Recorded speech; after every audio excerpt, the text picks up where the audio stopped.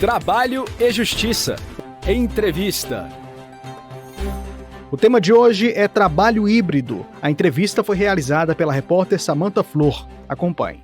Eu converso com a presidente do Tribunal Regional do Trabalho da 16ª Região, no Maranhão, desembargadora Márcia Andréa Farias. Desembargadora, seja muito bem-vinda ao nosso programa. Obrigada, Samantha. É uma satisfação enorme para mim participar do programa Trabalho e Justiça do TST. Desembargadora, de acordo com a legislação trabalhista, o que caracteriza o trabalho híbrido? O regime de trabalho híbrido, ele combina as duas principais modalidades de trabalho que nós conhecemos, que é a presencial e o trabalho remoto, também conhecido como teletrabalho. No regime híbrido, um trabalhador, ele não precisa estar presente no estabelecimento do empregador todos os dias, podendo trabalhar a partir da sua casa, do domicílio do empregado, ou até mesmo de outro local de trabalho à distância, durante parte da semana ou parte do mês. Esse regime, ele pode ser adotado de duas formas principais. Pode ser a empresa, a determinar os dias em que os trabalhadores ficam em casa, ou pode ser o próprio trabalhador a tomar essa decisão. O trabalhador híbrido tem os mesmos direitos de quem trabalha de maneira presencial? Esse modelo, que combina as atividades presenciais e remotas, ela não possui uma regulamentação expressa, específica, na legislação brasileira até o momento, mas é reconhecida pela doutrina e pela jurisprudência, principalmente a partir da reforma trabalhista de 2017, que introduziu na CLT as normas gerais tratando do teletrabalho. E, mais recentemente, a legislação de 2022, também relacionada ao teletrabalho. Então, em síntese, o que se faz? Se aplica as regras, as normas gerais da consolidação das leis do trabalho, combinadas especialmente com essas novas regras que estabeleceram o conceito de teletrabalho. O que é o teletrabalho? O artigo 6º da CLT, ele diz de cara, não se distingue, entre o trabalho realizado no estabelecimento do empregador, que é o que nós conhecemos, presencial, daquele executado no domicílio do empregado e o realizado à distância, desde que sejam caracterizados os pressupostos da relação de emprego. E quais são os pressupostos da relação de emprego? Dentre eles, o mais importante, a subordinação jurídica. Ele, o definidor da existência de uma relação de emprego, é o principal elemento. E o parágrafo único do artigo 6º da CLT, ele diz: os meios telemáticos informatizados de comando, controle e supervisão se equiparam para fins de subordinação jurídica aos meios tradicionais que todos nós já conhecemos, aqueles pessoais e diretos de comando, controle e supervisão do trabalho alheio. Então, em síntese, posso afirmar que, quando falamos de um trabalho híbrido, que se aplica uma parte presencial e uma parte telepresencial, principalmente quando se diz respeito aos dias de forma telepresencial, o ideal, e é o que a legislação diz, é que o contrato ele é individual e deve ser formalizado por escrito, especificando as condições e regras aplicáveis, como, por exemplo, o fornecimento de equipamentos, o reembolso de despesas, a jornada de trabalho, porque são elementos definidores no ato da contratação. Como deve ser realizado o controle de jornada? O empregador pode exigir marcação de pontos somente nos dias em que o trabalho for prestado presencialmente? No regime presencial, 100% presencial, nós já sabemos que a marcação de ponto ela é obrigatória para aquelas empresas com mais de 20 empregados. Ou seja, valem aquelas regras gerais da CLT, o limite de 8 horas diárias, 44 horas semanais, salvo previsão de forma diferente em acordo coletivo ou contrato individual de trabalho. Nesse modelo de teletrabalho ou híbrido, na qual nós temos os dois, nos dias em que a atividade ela é realizada fora das dependências da empresa, não existe essa obrigatoriedade para registro de ponto. Pode-se optar por dispensar o controle ou implantar a marcação de forma remota. Seja qual for esta definição, como eu disse anteriormente, recomenda-se que as partes estabeleçam o acordo expresso, escrito, sobre o controle de jornada no contrato de prestação de serviço, de modo a evitar futuros questionamentos. Se o contrato for formalizado, especificando as condições e regras a serem aplicadas e estabelecer um controle de ponto de forma remota, sim, as disposições da CLT, quanto a limite diário de horas trabalhadas, intervalo de almoço, horas extras, continua valendo. Também devem ser observadas todas as dinâmicas definidas por convenções coletivas, quando for o caso, quando a opção for pela marcação de ponto remoto. E em relação aos benefícios, como vale transporte e vale alimentação, de que forma deve ocorrer o pagamento? O regime de trabalho híbrido combina o remoto com o presencial. Só é devido pelo empregador o vale-transporte referente aos dias em que houver o deslocamento ao serviço. Daí a necessidade de se planejar adequadamente como será essa rotina de trabalho, de modo que o funcionário venha receber o benefício conforme a necessidade de comparecimento à empresa. Com relação ao vale-refeição, não encontramos na disposição da CLT nada específico sobre o tema, mas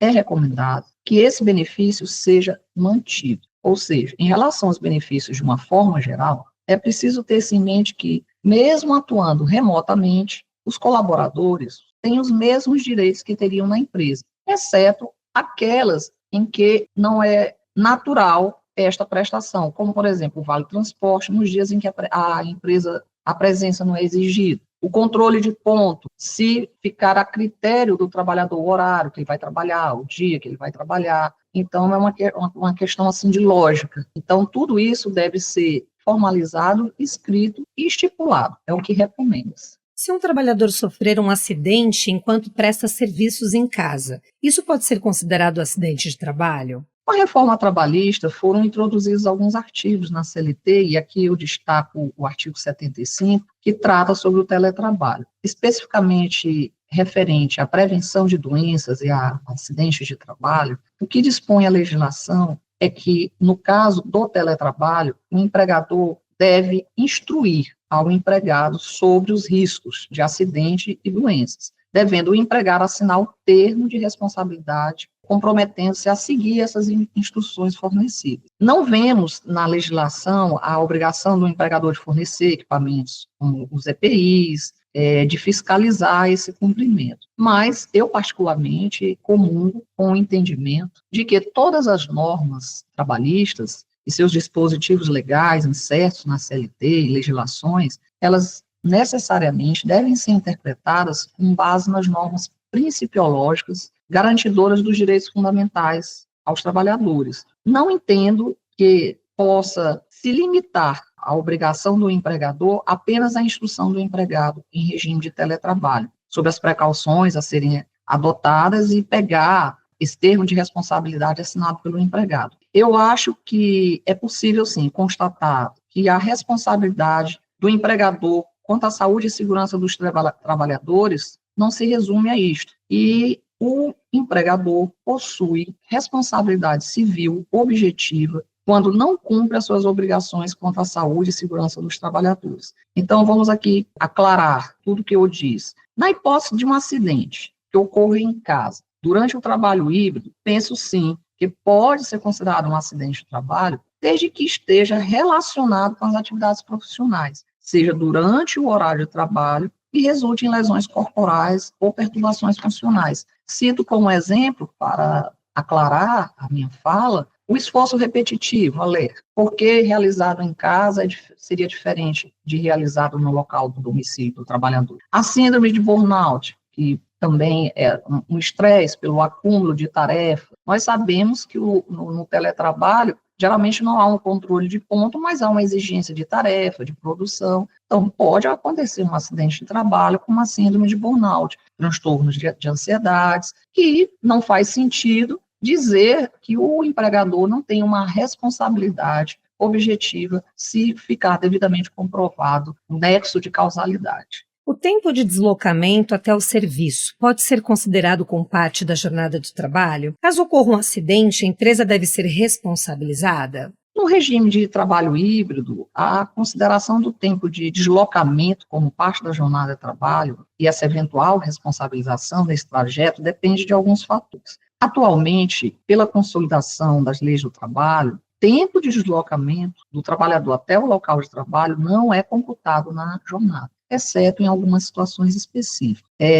esse tempo, esse deslocamento, só é considerado se houver uma exigência expressa da empresa para que o trajeto ocorra em condições especiais. Vamos citar aqui como exemplo, um uso obrigatório de um transporte fornecido pela empresa para locais de difícil acesso. Nós temos aqui no Maranhão, eu falo aqui do TRT da 16ª região do Maranhão, a Vale do Rio Doce, a Lumar, que costuma fornecer esse transporte pela empresa para esse deslocamento, porque é de difícil acesso, não tem transporte público, é distante. Então, neste caso, nessas hipóteses, é considerado, sim, como um tempo à disposição do empregado. No caso do teletrabalho, se houver uma necessidade de deslocamento para reuniões presenciais que não estejam naquela rotina, vamos supor que no contrato individual ficou estabelecido que fosse uma vez por semana, na quarta-feira, e eventualmente chama num horário inadequado, num local diferente do habitual. Então, nessas hipóteses, podemos considerar que sim, há a possibilidade de se considerar como tempo de serviço à disposição do empregador. Caso ocorra um acidente de trabalho, para fins de previdência social, esse trajeto, deslocamento da casa para o trabalho, mesmo não nessas hipóteses específicas, ele continua sendo considerado um acidente de trabalho e, para fins previdenciários, garante direitos, como, por exemplo, o auxílio-doença acidentário. Permanece a estabilidade de 12 meses após o acidente, mas a empresa ela não é automaticamente responsabilizada pelo acidente. Por quê? Porque para a CLT, para a legislação trabalhista, em regra geral, esse tempo não é computado como à disposição do trabalhador. Então, nessas hipóteses, terá que se perquirir a responsabilidade, que não é automática, tem que se apurar se há culpa, se há negligência, se está incluída nessas exceções que o uso obrigatório do transporte fornecido pela empresa para locais de difícil acesso, vamos supor que haja um problema com esse ônibus, uma falha no fornecimento desse veículo, aí sim, fica caracterizado o acidente de trabalho. Uma exigência de deslocamento fora do horário regular, sem uma justificativa razoável, num local ermo, distante, num horário não conveniente, e ocorra um acidente, também pode ser considerado. Então, em regra, no trabalho híbrido, o tempo de deslocamento não é computado na jornada de trabalho, salvo exceções específicas, e o acidente no trajeto, ele é considerado um acidente de trabalho para fins previdenciários, sempre. Mas a empresa só pode ser responsabilizada se apurada a culpa ou a negligência, a ocorrência do fato. Eu conversei com a presidente do Tribunal Regional do Trabalho da 16ª Região no Maranhão, desembargadora Márcia Andréa Farias. Desembargadora, mais uma vez, muito obrigada pela sua participação no nosso programa. Eu que agradeço a oportunidade de poder falar a todos e esclarecer mais aos trabalhadores e empregadores sobre a legislação trabalhista. Estarei sempre à disposição. Muito obrigada.